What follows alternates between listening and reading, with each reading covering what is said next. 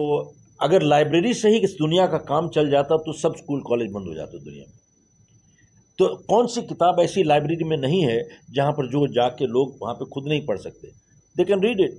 हर चीज़ आपको इंटरनेट में अवेलेबल है, फ्री, मुफ्त में मिल रही है सब कुछ।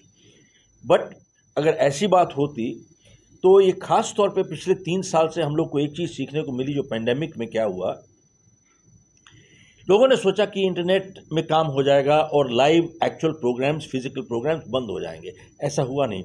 मेरे अपने ग्रैंड चिल्ड्रन, मेरे बच्चे हैं ग्रैंड चिल्ड्रन, वो ब्रिटिश स्कूल में पढ़ते हैं, तो वो अपना इंटरनेट लगा के अपना कान में लगा के सुन रहा था, फिर थोड़ी देर में उसको निकाल के फुटबॉल खेल रहा था। मैंने कहा बेटा तेरा तो क्लास चल रही है। कहता हाँ कोई बात नहीं, क्लास तो ऑन है लेकिन मैं फुटबॉल खेल रहा हूँ। अब एक बात बताओ, ये बच्चा इस तरीके से क्या पढ़ेगा? वो इसी तरीके से जब लोग कहते हैं ना इंटरनेट पे सब कुछ हो रहा है, मैंने 250 वेबिनार किए हैं 20 महीने में, 250 webinars, and almost 3 million people मेरे प्रोग्राम में आ चुके हैं। एक प्रोग्राम में 1,03,000 लोग थे।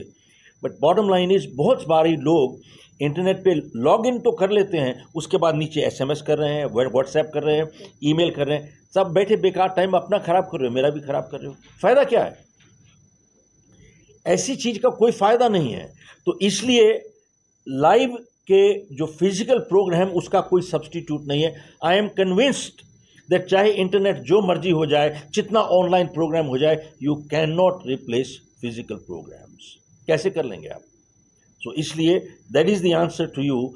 मेरे हिसाब से internet does not do the job. It is not a substitute. Maybe it is a hybrid possibly, but even that I am not convinced. आपकी नहीं तो आप ही बताइए जी, अभी जैसे आपको ना मैं यू कैन विन, जीत आपकी, और उसका सब टाइटल था जीतने वाले कोई अलग काम नहीं करते, हर काम अलग ढंग से करते हैं। That was the book.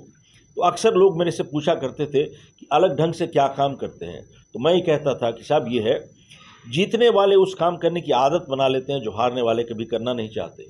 और ऐसा कौन सा काम है जो जीतने वाले हारने वाले नहीं करना चाहते? वही सेम काम है जो जीतने वाले भी नहीं करना चाहते लेकिन फिर भी करते हैं। देखिए, हारने वाले सुबह नहीं उठना चाहते, जीतने वाले भी नहीं उठना चाहते लेकिन फिर भी उठते हैं साहब। हारने वाले मेहनत नहीं करना चाहते, जीतने वाले भी नहीं करना चाहते लेकिन फिर भी करते हैं। तो वो आदत बना लेते हैं। आपने अक्सर सुना होगा साहब इसकी तो किस्मत अच्छी है, मिट्टी को हाथ लगाता है सोना हो जाती है, इसकी किस्मत खराब है साहब, सोने को हाथ लगाता है मिट्टी हो जाती है। इस बात में सच्चाई है, लेकिन किस्मत को बाहर निकाल दीजिए यहाँ से। इस आदमी की किस्मत अच्छी है, मिट्टी को हाथ लगाता है सोना हो जाती है, जिसको हम ये कहते हैं, आप उसका जीवन देखें और जीवन में हर ट्रांजैक्शन परखें उसको, तो आप देखेंगे कि पॉजिटिव बिहेवियर जो आदत है, वो पॉजिटिव बिहेवियर एक आदत सी बन चुकी है। वो जब काम करते हैं सही काम करते हैं, उनके रिफ्लेक्सेस मूव करते हैं वैसे ही मूव करते हैं, एक आदत सी बन चुकी है। और जिसको हम कहते हैं इसकी किस्मत खराब है, आप उसका जीवन देखें और जीवन में हर ट्रांजैक्शन देखें, गलत काम करने की आदत बन चुकी है। हम लोग जब छोटे थे हमारे माँ बाप क्या कहते थे? अच्छी आदतें बनाओ, आदतों से चरित्र बनता है। क्योंकि 90% हमारा व्यवहार जो है आदतन है साहब, हम सोचते नहीं हैं, वी जस्ट एक्ट। और अच्छी आदतें होंगी तो हमारा चरित्र अच्छा है, बुरी आदतें होंगी तो चरित्र बुरा है। और अच्छी आदतें मुश्किल से आती हैं लेकिन उनके साथ जीना आसान है, और बुरी आदतें आसानी के साथ आती हैं लेकिन उनके साथ जीना मुश्किल है। और जब तक हम आदत को पकड़ते हैं, आदत हमको पकड़ चुकी होती है। Yes no? जब तक, और यही चीज़ होती है हमारे अंदर। आप देखें आज की जो जनरेशन है, उनको पूछिए कि आप क्या कर रहे हैं, वो कहते हैं work smart don't work hard. मेहनत मत करो साहब, work smart don't work hard. साहब हार्ड वर्क का कोई सब्स्टिट्यूट है नहीं, हार्ड वर्क करना ही पड़ेगा आपको। Work smart and work hard. और ख़ास तौर पे आज की जो पीढ़ी है, स्कूल कॉलेजेस में जाते हैं और स्कूलों में पढ़ाते क्या हैं? जीविका कमाना सिखाते हैं साहब, जीना कैसे है ये नहीं सिखाते।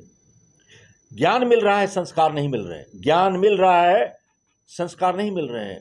और दुनिया में कहीं पर भी अगर आप बढ़ना चाहते हो, आपको एक नज़रिया, एटीट्यूड बनाना पड़ेगा सही, जिसकी वजह से इंसान को प्रमोशन मिलती है, लीडरशिप मिलती है। मैंने जो नई किताब लिखी, यू कैन अचीव मोर, उसमें लिखा है पॉजिटिव एटीट्यूड वाले इंसान को जिंदगी में आप कभी रोक नहीं सकते, और नेगेटिव एटीट्यूड वाले इंसान को कभी आप मदद नहीं कर सकते। दोबारा से कहता हूं साहब, जिसका नजरिया सक्रिय है उस इंसान को आप जिंदगी में कभी रोक नहीं पाओगे, और जिसका एटीट्यूड नेगेटिव है उसकी कभी आप मदद नहीं कर पाओगे साहब। वो यहां भी गया, वहां भी गया, वहां भी गया, वहां भी गया, वो हर जगह परेशान होता रहेगा क्योंकि नजरिया गड़बड़ है। तो मेरी किताब में, जो नई वाली किताब है, उसमें जो सब टाइटल है कि अगर आप, if you want to stand out you need to do something outstanding, मतलब कुछ आउटस्टैंडिंग काम करोगे तभी तो स्टैंड आउट करोगे भैया, उसके बगैर कैसे करोगे। तो बहुत बारी, ये मैंने नई किताब में लिखा है यू कैन अचीव मोर में, बहुत बारी लोग कहते हैं कि साहब मैं एक्स्ट्रा ऑर्डिनरी सफल होना चाहता हूं, मैं एक्स्ट्रा ऑर्डिनरी इनकम चाहता हूं, मैं एक्स्ट्रा ऑर्डिनरी लाइफ चाहता हूं, जिंदगी चाहता हूं। तो उनसे ये पूछना है कि भैया क्या आप एक्स्ट्रा ऑर्डिनरी इंसान हो? क्या आपके अंदर एक्स्ट्रा ऑर्डिनरी इंटेग्रिटी, ईमानदारी है? क्या आप एक्स्ट्रा ऑर्डिनरी मेहनत करना चाहते हो? क्या ज़िंदगी में आपकी एक्स्ट्रा ऑर्डिनरी कमिटमेंट है? क्या ज़िंदगी में आपकी एक्स्ट्रा ऑर्डिनरी रिलेशनशिप्स है लोगों के साथ? भैया अगर ये सब कुछ एक्स्ट्रा ऑर्डिनरी नहीं है तो आपको ज़िंदगी में कुछ एक्स्ट्रा ऑर्डिनरी मिलेगा नहीं, कुछ नहीं मिलेगा एक्स्ट्रा ऑर्डिनरी। तो कुछ हासिल करने के लिए इंसान को कुछ बनना पड़ता है। अक्सर लोग कहते हैं कि साहब डू व्हाट फील्स गुड, जो अच्छा लगे उसी से काम करो, जो डू व्हाट फील्स गुड। हमारा कहना ये है, हम पुरानी सोच हमारी है, इसी feeling good is a natural outcome of doing good. जब अच्छा करोगे तभी ना फील गुड करोगे भैया। When you don't do good how can you feel good? You can not feel good when you don't do good. तो इसी सोच को लेके हम लोग आगे बढ़े हैं, और कल मैं पांडा जी को बधाई देता हूं, इनके जो में अपना जो ट्रस्टीज़ हैं करार साहब, उनको बधाई देता हूं कि इन्होंने इनिशिएटिव दिया है और अपने पूरे बिजनेस स्कूल के लिए 120 लोगों को ट्रेनिंग देने का, और the whole thing is based on attitude, नज़रिया है। और आज की तारीख में देखिए दुनिया भर में, सिर्फ इंडिया में नहीं, सारी दुनिया में एम्प्लॉयर्स और व्यापारी लोग को क्या समस्या है? हमारे को साहब व्यापारिक समस्याएं नहीं है, व्यावहारिक समस्याएं है। दोबारा से कहता हूँ, व्यापारिक समस्या नहीं है, व्यावहारिक समस्या है। और जब हम अपनी व्यावहारिक समस्याओं को दूर कर लेते हैं, व्यापारिक समस्या ऑटोमेटिकली दूर हो जाती है। तो यही आज कहीं पर भी चले जाओ, सबसे बड़ी एक समस्या लोगों को, एम्प्लॉयर्स को, व्यापारी लोगों को एक आ रही है कि अपने जो स्टाफ है, पीपल है, उनके अंदर ट्रस्ट और अकाउंटेबिलिटी, दो चीज मिसिंग है सर। Trust and accountability. तो ये सब चीज़ें जो इंसान के अंदर हम लोगों को इनकलकेट करनी चाहिए, इसी के साथ काम होता है, इसके बगैर काम नहीं होता है। अब मैं इंग्लिश में बोलूँगा थोड़ा सा उसमें, कि वो कहते हैं कि people are our assets, our greatest assets. Not true. Only good people are assets, rest all liabilities. सब ध्यान से सुनिएगा, people are not assets, only good people are assets, rest all liabilities. और अच्छाई सिखानी पड़ेगी इंसान को। Goodness must be taught, it doesn't happen. आप देखें, एक किसान जो है कॉन्शियसली अच्छे पौधे लगाता है, अच्छा बीज बोता है एक अच्छा गार्डन के लिए, लेकिन पूरी मेहनत करता है किसान, उसके बाद पूरी एक वहां पर जो जंगली पौधे हैं और कीड़े हैं, उसके जितनी मेहनत को किया हुआ है उसको खराब करने के लिए, तोड़ने के लिए आ जाते हैं साहब। Now farmer has a choice, either get destroyed और डिस्ट्रॉय देम। दोनों रह नहीं सकते वहां पर, खाली एक ही रह सकता है। सो ही हैज टू फाइट। सो जीवन का असूल है, अगर शांति से रहना चाहते हो भैया, you must be prepare to fight. ये कुदरत का असूल है। हमारी बॉडी के अंदर व्हाइट सेल होते हैं, रेड सेल होते हैं। व्हाइट सेल का क्या फंक्शन होती है? इन्फेक्शन को फाइट करना परमानेंटली। सो हमारे अंदर भी एक फाइट है। हमारे जिस्म एवरी डे रिलीज करती है मिलियंस ऑफ कैंसर सेल्स और immunity cells. Whichever is stronger wins. Cancer cell is stronger, they win, we have cancer, will die. Immunity cell अगर स्ट्रोंगर है तो वही जीतता है। तो इसलिए हमारे को अच्छाई और सच्चाई की जीत होनी चाहिए। अच्छाई और बुराई इकट्ठे कभी नहीं रह सकती साहब, कि इकट्ठे ये लड़ाई रहेगी, रही है, आगे भी रहेगी और रहनी चाहिए भी। सक्सेसफुल का क्या डेफिनेशन हो सकता है? जैसे लोग मानते हैं कि ज़्यादा इनकम है, ज़्यादा पैसा कमा लिया है तो वो सक्सेसफुल है, बट आपके हिसाब से क्या होता है? मैम ऐसा है कि बॉलीवुड में यही दिखाते हैं कि जिसके पास ज़्यादा पैसे हैं, ज़्यादा रसूख है, ज़्यादा गुंडा है, ज़्यादा बड़ा है, ज़्यादा माफिया है, वो जिसकी पावर है वही सक्सेसफुल है। ये सब बात होती नहीं है। कुदरत में आप देखिए सक्सेस कौन से किसको कहते हैं, सक्सेस की परिभाषा क्या है। सक्सेस से उससे नहीं नापी जाती कि ज़िंदगी में आप कितना ऊपर गए, सक्सेस उससे मापी जाती है कितनी बारी गिर के उठे, उसको सफलता कहते हैं। कितनी बारी गिर के उठे, क्योंकि हर सफलता की कहानी के पीछे एक फेलियर छुपा हुआ है। किसी के देखिए आप, स्टीव जॉब्स है, माइकल फेल्प्स है, ब्रूस ली है, कहीं पर भी देखिए, सब मेरी अपनी ज़िंदगी है। हम लोग की कोल माइंस थी इंडिया में, तकरीबन 1000 लोग काम करते थे हमारे पास। मैंने माइंस को क्रिएट नहीं किया, मैंने तो, मेरे को वसीयत में मिली, विरासत में मिली मुझे, और सरकार ने माइंस टेक ओवर कर ली। हम लोग तो सड़क पर चले आए। मेरी बेटी जब पैदा हुई, मेरे पास 10 रुपये नहीं थे उसके लिए, उसको दूध लाने के लिए। मैंने अपनी मदर की लास्ट ज्वेलरी बेची थी तब उसको रिलीज़ कराने के लिए। उसके बाद मैंने 3 काम करने की कोशिश की और तीनों में फेल हो गया। उसके बाद इंडिया छोड़ के मैं चला गया। 1975 को मैंने इंडिया छोड़ा यहाँ से, और मैं पहले गया कनाडा, टोरंटो, और ज़मीन पे सोते थे हम। पढ़ा लिखा मैं ज़्यादा नहीं हूँ, मेरे एकेडमिक्स है, मैं बीकॉम 3rd डिवीज़न 8वीं में 10वीं में फेल हो गया था। This is my academics. तो मैं 1.5 साल बाल्टी लेके घर घर जाके गाड़ियाँ साफ करता था। उसके बाद टोटली बाय डिफ़ॉल्ट मैं I got into selling life insurance, and that was the best thing in my life ever happened to me. सबसे अच्छी चीज़ वही जो हुई ज़िंदगी में, उसी ने मुझे सिखाया। जानते हो क्यों? क्योंकि सेलिंग लाइफ इंश्योरेंस आसान काम नहीं है। सबसे मुश्किल काम दुनिया में अगर कुछ है तो सेलिंग लाइफ इंश्योरेंस होती है, क्योंकि selling is a rejection business. Rejection business, आपको 10 बारी इनकार मिलती है, ना मिलती है, जब एक बारी हाँ मिलती है। 10 बारी ना मिलती है, 10 आदमी लोग कहते हैं नहीं चाहिए नहीं चाहिए नहीं चाहिए, और एक बारी हाँ मिलती है।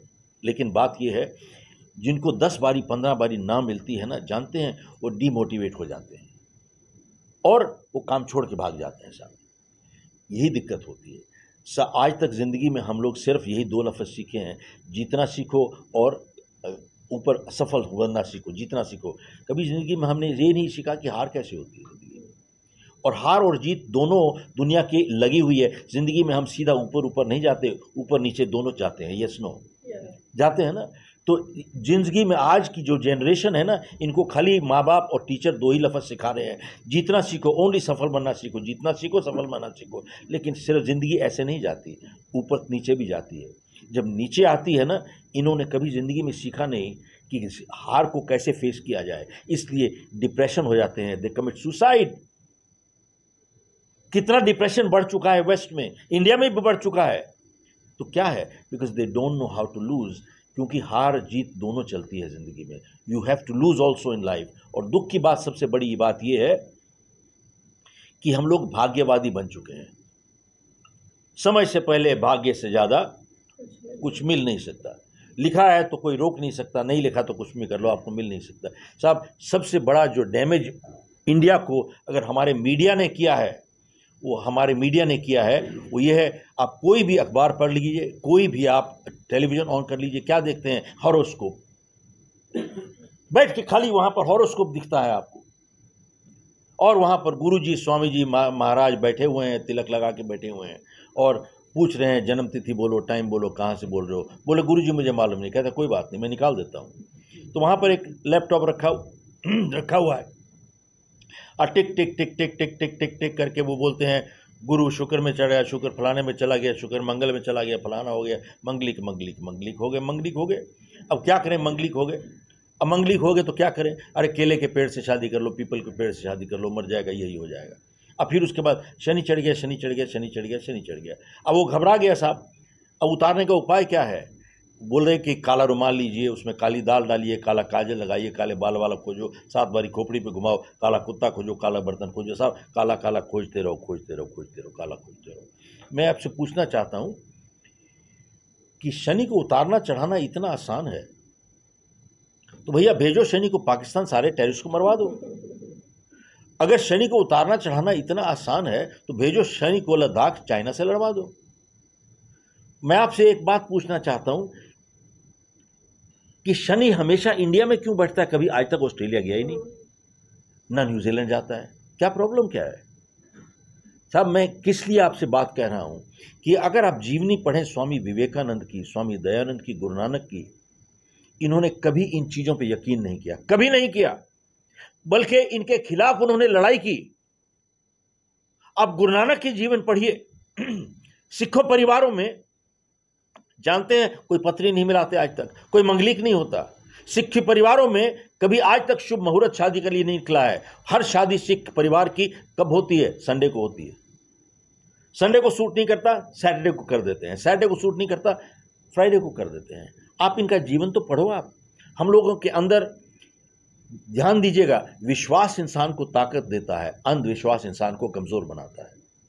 और आज हम लोग कमजोर बनते चले जा रहे हैं, बनते चले जा रहे हैं। बाबा जी, गुरु जी जो मिल जाते हैं उसके पांव पकड़ते हैं। अरे उसको भैया जेल में होना चाहिए, पांव पकड़ रहे हो, क्या कर रहे हो आप? और बाबा जी मिलते हैं, क्या करें बाबा जी, क्या करें बाबा जी, क्या करें? एक बाबा कहता है बेटा प्रीत करो, प्रीत करो, प्रीत करो। एक बाबा प्रीत बेच रहा है, दूसरा बाबा हनी बेच रहा है, तीसरा बाबा हनी प्रीत मिक्स करके बेच रहा है। देखा वहाँ करनाल में बेच रहा है वहाँ पर। और देखिए अपना यहाँ पे क्या हो रहा है। इसी एक बाबा जी मिलते हैं, 4, 6, 8 हज़ार लोग, इतने हजार लोग इकट्ठे होते हैं। मैं कल जलेबी खाई थी, नहीं खाई थी, ये प्रॉब्लम है। गोलगप्पे कल खाए थे, नहीं खाए थे, ये प्रॉब्लम है। और चटनी खाई थी, लाल वाली हरी वाली, ये प्रॉब्लम है। अब बताओ ये कुछ हो रहा है कुछ? मैंने एक आदमी को देखा प्रोग्राम में करते हुए, वो इसी 10 उंगलियों में 10 अंगूठियां पहना हुआ है, 10 नग पहना हुआ है। मैंने कहा नीचे भी 10 पहना हुआ क्या? ये क्या खेल तमाशा है? जिंदगी में इंसान देखिए उतार चढ़ाव हर एक की जिंदगी में लगा रहता है। कोई ऐसा इंसान नहीं है जो उतार चढ़ाव नहीं होता। और जिंदगी में जिसने कहीं कुछ करना है, जब उतार आता है वो एनालाइज करता है, अपने आप से एक सवाल पूछता है कि अगर ऐसी स्थिति दोबारा से मेरे पास आ जाए तो क्या मैं ऐसा ही व्यवहार करूंगा जैसा मैंने किया है? अगर जवाब है हाँ यही करूंगा, तो मतलब कुछ नहीं सीखे आप, मतलब आप गलतियां वही करते रहोगे। इससे एनालाइज करके इंसान सीखता है, जिम्मेवारी लेता है। लेकिन जिसने जिंदगी में कुछ करना नहीं आगे, वो जब ऐसे कोई चीज उतार आती है, वो जानते हो क्या कहता है? मेरे स्टार मेरे को फेवर नहीं कर रहे हैं साहब, मेरे स्टार मेरे को फेवर नहीं कर रहे हैं। वो कभी जिम्मेवारी नहीं लेगा और कुछ नहीं सीखेगा और वही गलती को दोहराते रहेगा और फिर कहेगा क्या मेरी किस्मत खराब है साहब। बताइए अंधविश्वास कैसा पहुंच गया है हर जगह पर। मैं एक बार जा रहा था एयरपोर्ट, तो ड्राइवर ने गाड़ी जोर से रोक दी। मैंने कहा क्या हुआ? बोले बिल्ली रास्ता काट गई। बिल्ली रास्ता काट गई। तो मैंने कहा अब क्या होगा? कहता साहब गाड़ी रोक देता हूं, कुछ नुकसान हो जाएगा। मैंने कहा मेरी फ्लाइट मिस होगी तो बहुत नुकसान हो जाएगा। तो मैंने उसको पूछा कि बताओ एक बात, कि मान लीजिए अगर आप 15 गज पहले होते और बिल्ली निकल चुकी होती और आपने बिल्ली को ना देखा होता, तो आप ही गाड़ी निकाल के ले जाते, तो आपकी गाड़ी पहली होती थी, फिर क्या होता? साहब ध्यान से सुनिए जवाब क्या देता है। कहता है उस हाल में बिल्ली की पावर कम हो जाती है। क्या बात है साहब, आप हंस रहे हो, पढ़े लिखे PhD MBA यही कुछ कर रहे हैं। हमारे को जिंदगी में एक रिस्पॉन्सिबिलिटी लेनी है, सारी दुनिया को दोषी नहीं ठहराना अपने हालात के लिए। We are responsible for our own behaviour. अपनी जिम्मेवारी नहीं उठाएंगे। यही जो हमारा प्रोग्राम है, लीडरशिप प्रोग्राम, इसी की बात करते हैं हम लोग। और इसका हमने एक प्रोग्राम का नाम दिया हुआ है, जेम्स कुक यूनिवर्सिटी ऑस्ट्रेलिया में ने हमारे साथ पार्टनरशिप साइन किया हुआ है। क्योंकि हम कॉर्पोरेट ट्रेनिंग करते हैं। जब कॉर्पोरेट ट्रेनिंग करते हैं तो मैं जाके वहाँ पे बोलता हूँ कि देखिए जो हम आपकी ऑर्गेनाइजेशन में कर रहे हैं इसको कहते हैं रिपेयर वर्क। हम रिपेयरिंग कर रहे हैं साहब। But if you prepare them you won't have to repair them. अगर प्रिपेयर करेंगे तो रिपेयर नहीं करना पड़ेगा आपको। प्रिपेयर कहाँ करते हैं आप? You should do that in schools and colleges and sadly they are not. तो जेम्स कुक के साथ जब हमने प्रोग्राम किया और अभी IIM नागपुर के साथ हम लोगों का फाइनल हो गया है, वहाँ पे प्रोग्राम शुरू कर रहे हैं जून से। तो हमने एक प्रोग्राम का नाम रखा है prepare them don't repair them, prepare them don't repair them. तो साहब यही कुछ हम लोगों को करना है आगे बढ़ने के लिए। That's all. जाति व्यवस्था के खिलाफ भी बहुत सारा है मैडम, जाति मिटाने के लिए भी बहुत सारा आप लेक्चर करते हैं। बिल्कुल करते हैं साहब। मैं तो कहता हूं, मैंने PIL फाइल किया था कि जातीय धर्म के आधार पर आरक्षण होना ही नहीं चाहिए। ये सबसे बड़ा नुकसान हो रहा है इस देश को। आपस में फूट और झगड़ा कर रहे हैं, आपस में दुश्मनी पैदा कर रहे हैं हम लोग। और अगर इसी से 1000 ये जाति के आधार के ऊपर 1000 साल की हमारी गुलामी हुई है आज तक। और अगर जिस तरीके से आज चल रहा है आरक्षण जाति के आधार पर, और जैसे पॉलिटिशियंस इसको इस्तेमाल कर रहे हैं, ये देश का एक और बंटवारा कर देगा, एक और बंटवारा होएगा। अगर हमारे को एक देश चाहिए तो हमारे को जाति और धर्म के आधार पर आरक्षण बंद करना चाहिए एकदम। आप देखिए 99% वाले लोगों को सीट नहीं मिलती, 25%, 30%, 35% वालों को सीट मिल जाती है। ये कोई तरीका थोड़ी है। आप उनको मदद कीजिए, आपको हर एक को मदद कीजिए। जो गरीब है एक आधार बनाइए, किसी और का पॉवर्टी होती है, हर एक इंसान का आदमी मदद कीजिए। जिसको कमज़ोर है फाइनेंशियली उसको मदद कीजिए। आप आपस में झगड़ा क्यों करवाते हैं? यही प्रॉब्लम है हमारे को कि हमारे देश में वो कहते हैं ना, फूट डालो राज करो की नीति अंग्रेज लाए थे। ना ना ना, हम फूटे हुए थे, उन्होंने खाली राज किया हमारे पे। हम अगर फूटे हुए नहीं तो अंग्रेज कैसे आते हैं यहाँ पर? ये झूठ बोलते हैं, गलत बोलते हैं कि फूट डालो राज करने की नीति अंग्रेज लाए थे। अंग्रेज नहीं लाए थे, हम फूटे हुए थे, तभी उन्होंने आके राज किया। अगर फूटे नहीं होते तो राज कैसे करते आप? क्या सारी जिंदगी बाहर वालों को दोषी ठहराओगे? अपनी जिम्मेदारी कभी नहीं लोगे? देखिए पृथ्वीराज चौहान 15 बारी हराया उसको, मोहम्मद गौरी को। अकेला माफ कर दो छोड़ दिया, माफ कर दो छोड़ दिया, माफ कर दो। उसने एक बारी हराया तो मार के खत्म कर दिया इसको, फिनिश। उसके बाद मुगल राज इस देश में शुरू हो गया। साहब एक बात बताओ, कहते हैं क्षमा करना बड़ापन चीज होती है। क्षमा करना क्या? उसने बोला क्षमा मांगी, खाली मूछ का सवाल था। अरे क्षमा मांगी, मैं बड़ा इंसान क्षमा करता है, बड़ा। अब बेवकूफ भी क्षमा करता है। आपने क्षमा किया, पूरे देश का खतरा कर दिया, देश का खतरा कर दिया, उसके बाद देश गुलाम हो गया। ये कौन सी क्षमा है? बेवकूफी है इसको। अरे भगवत गीता से हम कुछ नहीं सीखे, खाली सिर पे चट्टान से निकल गया, कुछ नहीं सीखे। भगवत गीता में क्या था? जब कर्ण स्ट्रगल कर रहा था चक्के के साथ, कृष्ण भगवान ने अर्जुन को क्या बोला? मारो इसको।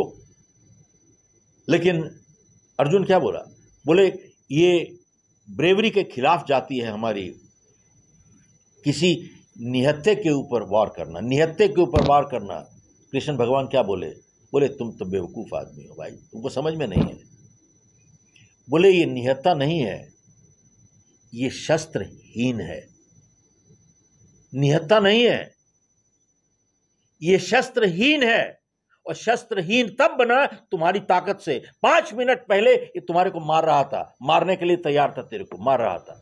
ये निहत्था नहीं है, शस्त्रहीन है। और शस्त्रहीन तेरी ताकत की वजह से हुआ है। फायर! और अर्जुन ने मार दिया उसको। क्या सीखे? कुछ नहीं सीखे। यही सीखे इतिहास से कि हम सीखे ही कुछ नहीं।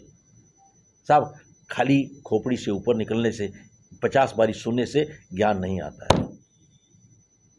सर आप लीडरशिप की बात कर रहे हैं जी, जो पिछले 8 साल से लीडरशिप हमारी चलनी शुरू हुई है, मेरे हिसाब से ये इस देश के लिए एक बहुत बड़ा एक वरदान मिल चुका है हमारे को। क्योंकि आप देखें 75 साल में क्या हुआ है। आर्टिकल 370 लगा पड़ा था, लोगों को खाने को जगह नहीं थी, रहने को जगह नहीं थी, काम नहीं मिल रहा था उनके पास। अब बताइए 1995 में वक्फ बोर्ड एक्ट निकल गया। आपको मालूम है 1995 में वक्फ बोर्ड निकला। वक्फ बोर्ड आज आपके घर में आके कह दे कि ये ज़मीन मेरी है, ये घर मेरा है, साहब आप कुछ नहीं कर सकते, उनका हो गया। अब जा नहीं सकते, कोर्ट कचहरी नहीं जा सकते। ये कैसा कानून है साहब ये? तो आज की लीडरशिप इसी के लिए ही खिलाफ के लिए खड़ी हो रही है। आप हम लोग सुरक्षित ही नहीं है, वी आर नॉट सेफ।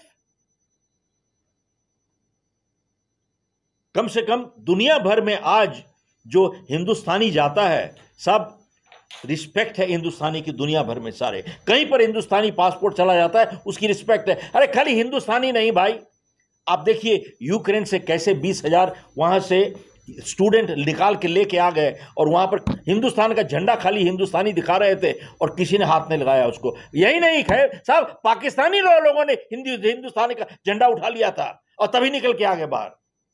पाकिस्तानियों ने उठाया हिंदुस्तान का झंडा। तो ये आज की लीडरशिप नहीं है तो क्या है? तो साहब हम लोग को ठीक है, हर चीज जो आज की लीडरशिप कर रही है मैं उससे सहमत नहीं हूं। कई चीजें सीखने वाली हैं, बहुत सी बदलने वाली हैं, और लेकिन एक सही दिशा पे तो है। अगर हमको चूज करना है आज, जो पिछली जो सरकारें थी और आज की सरकार, मैं आज की सरकार चूज करूंगा। क्या मैं हर बात से सहमत हूं? नहीं, मैं सहमत नहीं हूं, बट फिर भी अगर चूज ही करना है तो between the two I will choose this. Sir, अभी आपने कहा वक्फ बोर्ड का हवाला दिया और कहा कि हम वी आर नॉट। मैडम, बात ये है, जो किताब यू कैन विन, जीत आपकी जो है, वो एक बहुत प्रैक्टिकल किताब है। वो उस तरीके से, क्योंकि मैं खुद ज़्यादा इतना पढ़ा लिखा नहीं हूँ, वो किताब एक छठी क्लास के लिए एकदम फिट किताब है। लेकिन बहुत से स्कूल कॉलेजेस ने मेरी किताबें यू कैन विन और you can achieve more curriculum में लगा दी है।